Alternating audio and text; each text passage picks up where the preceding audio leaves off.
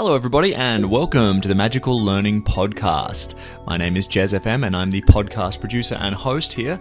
And the Magical Learning Podcast is a podcast that looks at important topics in business and life and breaks them down in a fun and lighthearted way. We want to make sure that you're learning a lot about how to adapt into the new sort of world that we're living in and getting expert advice from lots of different business leaders. And today is no different. We're talking to Christopher Miller, who is the author of the book Finding Fish in a Strength-Based Practice. Now, FISH stands for Fulfilment, Inspiration, Success, and Happiness, and he'll break that all down. But what an amazing conversation. So fun. It was emotional. It was high. It was low. We had a really good time. This is a great conversation. Christopher's fantastic. I think you'll enjoy his insights as much as we did. As always, feel free to comment and share. This podcast, you can do that on Spotify. There's now a comment feature, so feel free to head over to Spotify and you can comment. Otherwise, everybody, have a magical week.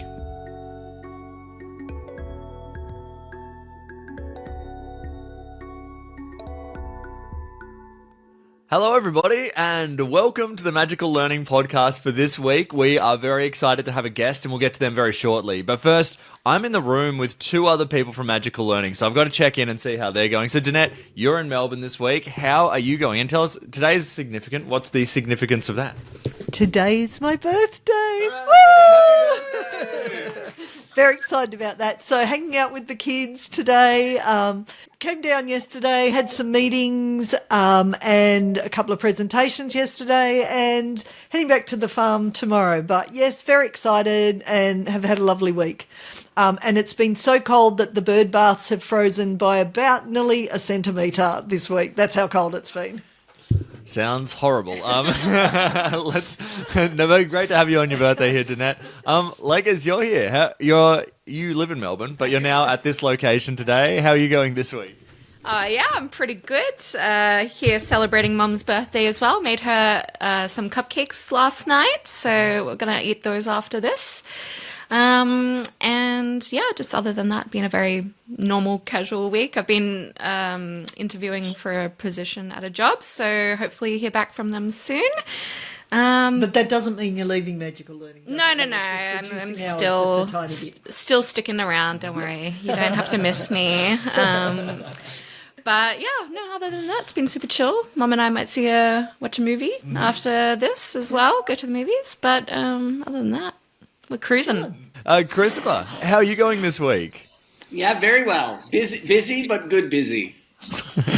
Great. And now, Christopher, you are a first-time guest, and welcome to the Magical Learning Podcast Multiverse. You're now officially a part of it, and we're absolutely pleased to have you on.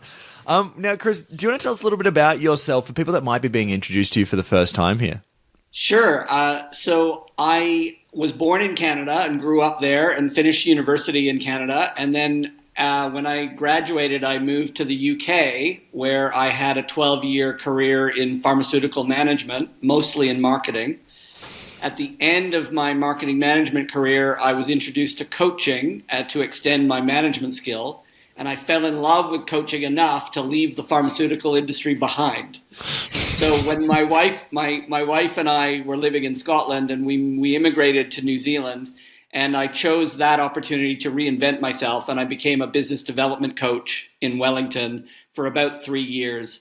And then I was invited to join Gallup, the management consulting firm, where I trained as a Clifton Strengths coach, and I was a senior consultant with them and led their culture change projects, mostly using employee engagement and strengths tools. And then after about 7 years with Gallup, I started my own coaching and mentoring practice, and I've been doing that for the last 7 years. Well, what a journey. I mean, this is and we're so excited to have you on because we're going to be talking about not only just your new book as well, which touches on some really interesting topics, but you've also got a card deck. This is the first card deck we're promoting on the Magical Learning Podcast, so this is very exciting for us. I think, do we want to start with, maybe before we get into everything, Christopher, do you just want to tell us a little bit about how you came up with the topic of Finding Fish, which is the topic of your book, and what that is based in strengths-based practice? Yeah, so the book that launches on July 1st is the second book in a trilogy about fish. My first book was called The Joy of Finding Fish. My second book is called Finding Fish in a Strength-Based Practice. And FISH stands for Fulfillment, Inspiration, Success, and Happiness. And the fish philosophy began during the period when I was caring for my wife who had brain cancer, and unfortunately she passed away in July of 2021. And I used fish philosophy. So in both books, both the first book and the second book, I explicitly recommend and I followed the process of scoring myself on fish. So a score out of 10, from 0 to 10, how much fulfillment did you feel yesterday? From 0 to 10, how much inspiration, how much success, and how much happiness? Now, the reason I started scoring myself is because I was deep in grief, and it was a survival mechanism for me. So I was trying to figure out if my life was getting better or worse. And I was using fish to score myself to figure out whether life was getting worse or not. Well, that's amazing. We're so thankful that you're sharing all this with us, Christopher, because it's such a powerful tool, and obviously you've used it to great effect. And now you're writing a trilogy of books to help others, so that's amazing. And you've got a deck of cards, which we'll get to as well. But I think with all that said, I think Danette's question really sort of highlights and touches on some of the key points. So, Danette, I'm going to throw to you. Nice. And Christopher, I always have 2 questions. It's just how I love to be, because I'm so curious. And for our viewers and listeners, I actually did a book review on Christopher's new book, and I said in the book review I didn't really know much about strength-based practice before I actually read the book. So let's explain to our listeners and viewers, first of all, what is a strengths-based practice, so they can get that context. Yeah, sure. So there's 2 sides to that. One is what is strength-based, and what is the difference between a practice and a business, because those 2 distinctions are really important. So I'll start with strengths-based. Strengths-based is an awareness of the owner and the small number of employees in a practice of what they love to do most and what they do best. And they build the practice, the delivery modes, the services, the products. They build all of that around the strengths of the individuals in the practice. And so in strengths philosophy, it's all about not trying to fix what's wrong, but to celebrate what's right. That's what strengths philosophy is all about. Now, the practice business paradigm comes from a guy called Matt Church, who Danette and I know well. He's the founder of the Thought Leaders Business School, and he coined the phrase thought leaders practice and defined the difference between a practice and a business. And really, you can imagine a business being bricks and mortar, many employees, usually low product margins, low service margins, and you are building the assets of the business for a future sale. A practice is entirely built on the reputation of the practice owner, and they are delivering all of the services with a support team. And so a practice is usually high margin, decent cash flow, and you're absorbing that cash flow for it to convert into personal assets, not business assets, and you eventually close it down without selling anything, if that makes sense. Examples there. So my second question then is, how does fish actually help those with practices thrive? Yeah, I think a lot of people get caught in feeling obligated to do things they're not good at or don't enjoy. And the idea about the idea behind finding fish in a strength-based practice is to do what you love what you do, and get paid for it, and surround yourself with people who love what you hate. So my complementary partnership with my practice manager, she loves doing the stuff that's just I do not want to touch. And I'm usually doing activity that she doesn't have the courage for or what isn't suited to. And so the complementary partnership is we know we hand off to each other seamlessly. And I know her strengths because we've done her strengths profile, and she knows my strengths. And so we We intuitively know what to give to each other because we know who's best to do it. And I love that because even just the energy around that, to be able to sit in that space, 90%, 95, 100%, where you're doing what you're good at, what you love, what gives you energy, which gives you the fulfillment, inspiration, success, etc., to be able to, and the happiness, to be able to have a life where instead of, for some people, their life is a bit of drudgery when they go to work. This is really about bringing your best self, your best strengths and that. So what I loved about your book, Christopher, is how much this is such a great guide for people to really create a life and work that they love that is truly fulfilling. So, yeah, thank you for answering those questions. It was fabulous. No worries. Thanks, Danette. Yeah, absolutely. And I think that thing of surrounding yourself with people who do what you hate is such a great tip. That's a huge one for me. I love that idea. So thank you for that. And Jez, the really interesting thing is I woke up one day and went, oh my God, there are people who actually love to do what I hate. They love it. And I'm like, I can't figure that out. I'm like, how can you love that? That is the most boring, painful, repetitive task I could ever imagine. And they're like, put the music on, give me a glass of wine, I'll do it, no worries. Yeah, I mean, for me, it's a huge takeaway. So, absolutely loving that. I might jump onto, let's jump into Alan's question, because that's the next one in the list. And this one's about your card deck. So he's just asked, can you tell us about your Let's Talk Love card deck? It looks like it's for more than just couples. Yeah, it is. Can I show it? So this is the Let's Talk Love card deck, and it has about 70 cards in it. And it's been designed for lots of different uses. So I'm actually launching 3 decks on Monday. I'm launching a physical deck, which has 70 cards in it. And then I'm launching 2 digital decks. I'm launching Let's Talk Love for families and high trust teams. And the families and high trust teams deck eliminates the intimacy questions that are in the master deck. And then the digital deck called Let's Talk Love for Couples and Self-Reflection includes the intimacy cards. Yeah?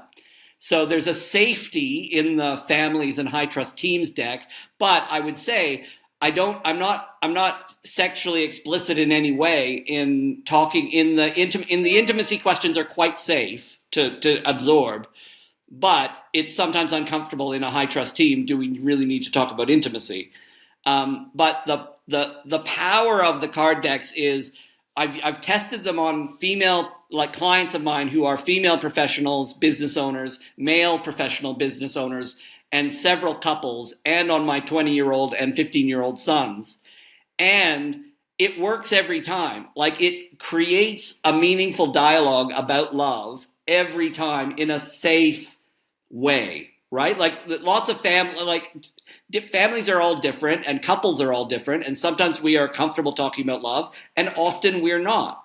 What the cards do is it gives us permission to honestly answer some questions about love. I mean, that sounds fantastic. And I love that you've broken it up so that, it's suitable for all different circumstances and you don't have to take cards out or things like that. It's just, it's all set up. So I love that, Christopher. Great. I think we're definitely going to have to get a deck and have a game. It sounds fun. All right, I might go to Legas since you're here. So, Legas, what was your question? Yeah. All right. Well, to break down the fish model, what are some good ways of finding fulfillment, inspiration, success, and happiness? Great question. And I talk about this quite a lot in my first book, The Joy of Finding Fish. And what I've found is that fish is very personal. And so what is fulfillment for one person is not fulfillment for another. What is success for one person is not success for another. And so everyone needs to find their personal formula for fish.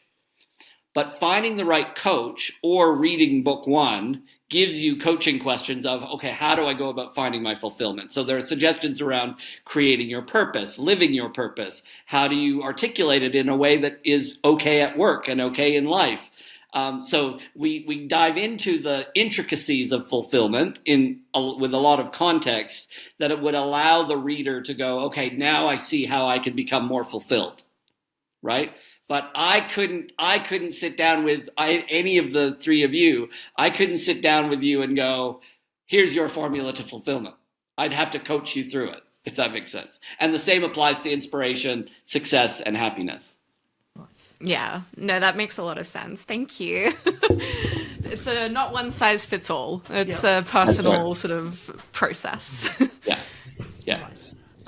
Well, I might just stay on this one, and I might go to Kanika's question here. I mean, we did talk a little bit about the process of, I guess, kind of what did inspire it. But I guess Kanika's question here is what inspired this fish model for you? But I guess a sort of secondary version of this question, to make it a little bit more specific, is how did you end up with these four, I suppose, is kind of the next bit.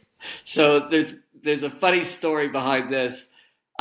Several years ago, I think it was even before Fiona got sick, several years ago, I wrote a social media post about fulfillment, success, and happiness, which was, and again, I was probably, at the time, I was reflecting on how personal those things are.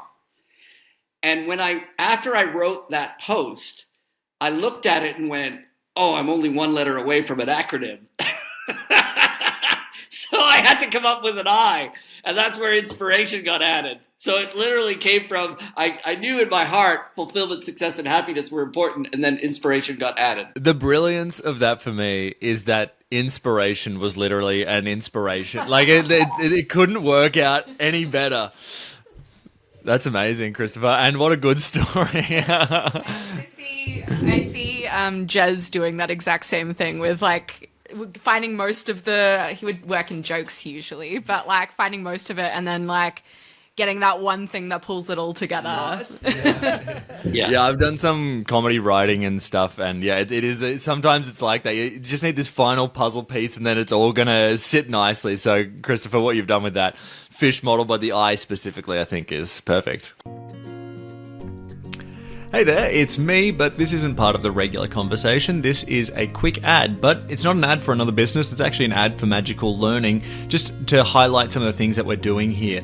So, we love to work with businesses and run workshops internally, but one of our big passions is providing information to people in the public. So we're actually running some public workshops. So if you're loving this, we love to spread learning, and that's what this podcast is all about, free learning. But we also do love to run public workshops, and we do them in person and we also do them online. So at the moment we're running a bit of a sale, and I just thought I'd sort of highlight the topics that we are doing at the moment in case any of them resonate with you and you want to learn a bit more. Because, if you're listening to this, you obviously love developing yourself. This is another way to develop yourself with Danette and Graham facilitating, which means you can ask any questions, but obviously they're awesome to talk to. So here's a quick list of the ones that we have at the moment on sale. We've just put them on sale. So data storytelling. If you struggle to tell stories off of the numbers on an Excel spreadsheet, this is a really important one. Communicating with impact. If you feel like your communication skills could be a little bit better, this is a great one to sort of run. We also run those two as a package deal. That's the communicating with impact and data storytelling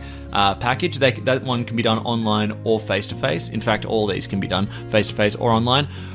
Second last, we've got developing your emotional intelligence. This is a good one if you kind of want to connect with your teammates better. You think you're struggling with interpersonal things at work. That's a really important one. And then finally, we've got finance for non-finance managers. This is one of our most popular courses because Danette used to be an accountant and knows how to explain finance really in a nice and easy way where you don't have to know the numbers. So if any of these are interesting to you, click the link below in the description. It's on our facilitation and training page on the Magical Learning website. But otherwise, everybody, enjoy the rest of the conversation.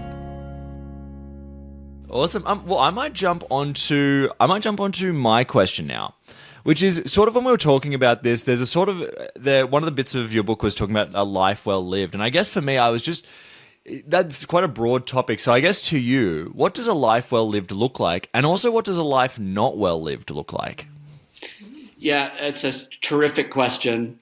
Given when I wrote the first book, for part of it, I was in deep despair, like deep, deep despair. And I had moments where I was like, this isn't worth it. This just isn't worth it. So I was writing about fish to create hope for myself. That was what I was doing. And I only realized that in retrospect. But a life well lived is the freedom, inside freedom, to experience life the way you hoped it would look. And everyone's version of fulfillment, inspiration, success, and happiness is unique to them. And everyone, what I found interesting is everyone is able to, if I ask them, what's your fish score in the last year? What's your fish score in the last month? What's your fish score in the last week? And what's your fish score in the last 24 hours? Everybody can come up with a score. And whether you're scoring yourself a 3 or scoring yourself a 7, everybody wants to feel a 10. And they know what a 10 looks and feels like. Almost everyone knows what a 10 looks and feels like. Right? And at the end of my first book, I wrote about my favorite 10 days with Fiona. They were my 10 days. I know, based on those days, that my fulfillment, my inspiration, my success, and my happiness on those 10 days was maxed out. They are my reference point for a life well lived. I've also had, that I can count on 2 hands maximum, 0, 0, 0, 0 days. And we've all had them. And they also become a reference point.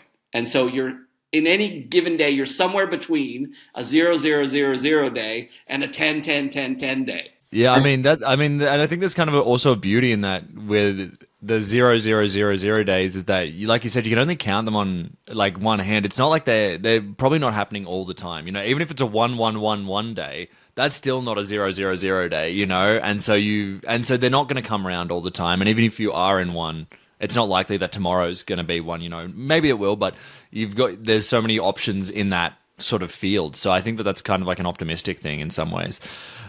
Which I think actually, Christopher, leads us beautifully into John's question. Now, John was having some technical difficulties, but I think his question is still a great one. And I think it's sort of relevant to everything we've been talking about and probably ties it up nicely. So what are some tips to pick yourself up in times of darkness? So I've lived this, and it starts with the basics. Like, there were days when I had to teach myself how to breathe again. And that sounds really weird, but there were days when I wasn't sure I could take the next breath. And I had to find the courage and the strength to practice breathing. The people that love you the most are the most important. So my boys were a lifeline. My care for them after we lost Fiona, their care for me after we lost Fiona, and our dog, who I had to go outside and walk, right? Just getting outside and getting fresh air, seeing trees, and getting a cuddle from my dog, all of that made a difference. So if you're in despair, do the basics, little things that give you a bit of joy, do those really well. Yeah. Yeah, I mean, that's amazing. And I think that that's such a good point, because I think sometimes when you're sort of in that place, it can be so hard to think of what should I be doing, or, you know, you can feel overwhelmed with the amount of options. But I think starting at the very basics is a great way to start, you know, take everything back and then build up from there. Well, Christopher, this has been an amazing conversation. But before we go, I want to definitely grab some final thoughts from the team. So, Danette, did you have any final thoughts from today's conversation and just talking about fish as a concept? So I've got to say, I've definitely plug for everyone to read Christopher's book. I haven't read number 1, which I'm going to now go and buy so we can read 1 and then 2.